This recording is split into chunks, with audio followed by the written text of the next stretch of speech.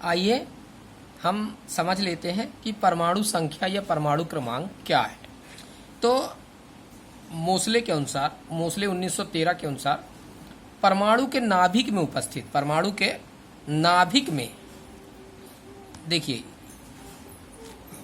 ये परमाणु का नाभिक, परमाणु के नाभिक में उपस्थित इकाई धन आवेश की संख्या, इकाई धन आवेश की संख्या उस तत्व का परमाणु संख्या या परमाणु क्रमांक कहलाती है।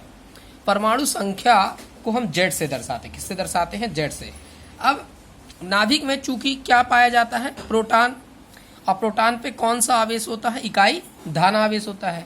तो परमाणु क्रमांक, ठीक है ना, परमाणु के नाभिक में उपस्थित किसकी संख्या के बराबर होगा? प्रोटॉन की संख्या के। और चूंकि परमाणु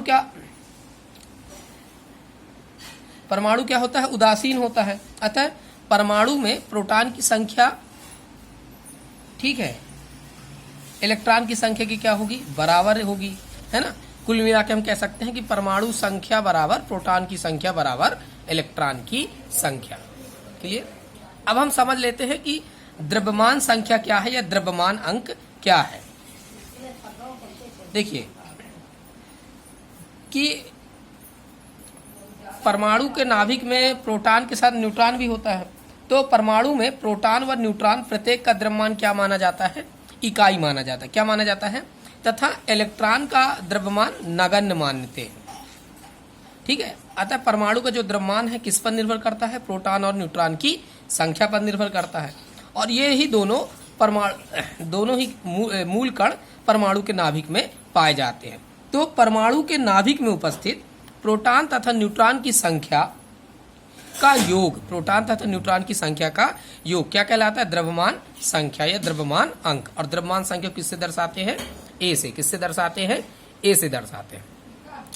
अब प्रोटॉन और न्यूट्रॉन की संख्या को सम्मिलित रूप से क्या कहते हैं? न्यूक्लियनों की संख्या। मतलब प्रोटॉन और न्यूट्रॉन सम्मिलित रूप से क्या कहलाएंगे? न्यूक्लियन। तो या फिर अपन कह सकते हैं परमाणु के नाभिक में न्यूक्लियनों की संख्या क्या कहलाती है? द्रव्यमान संख्या, द्रव्यमान अंक। किससे दर्शाते हैं? ए से। अब जो है हम ये देख लेते हैं कि देखिए जैसे हम समस्त परमाणुओं के प्रतीक को हम, है ना, समस्त परमाणु किससे दर्शाए जाते हैं? उनके प्रतीक द्वारा। जैसे मान लीजिए हमको सोडियम का परमाणु लिखना है तो हम सोडियम का प्रतीक क्या लिखेंगे? Na। अब परमाणु प्रतीक के निम्नतम बाएं भाग पे, मतलब नीचे के बाएं भाग में, नीचे के बाएं भाग में, ठीक है, क्या लिखी जाती है? परमाणु संख्या। और उच्चतम बाएं या दाएं भाग में, उच्चतम बाएं या दाएं भाग में, ये बाएं या दाएं भाग में क्या लिखा जाता है? द्रव्यमान अंक। क्या लिखा जाता है? द्रव्यमान अंक। क्लियर? देखिए परमाणु क्रमांक को आप तत्व के परमाणु के प्रतीक के नीचे, ठीक है, बाएं तरफ, और द्रव्यमान अंक को तत्व के प्रतीक के बाएं तरफ ऊपर या दाएं तरफ ऊपर लिख सकते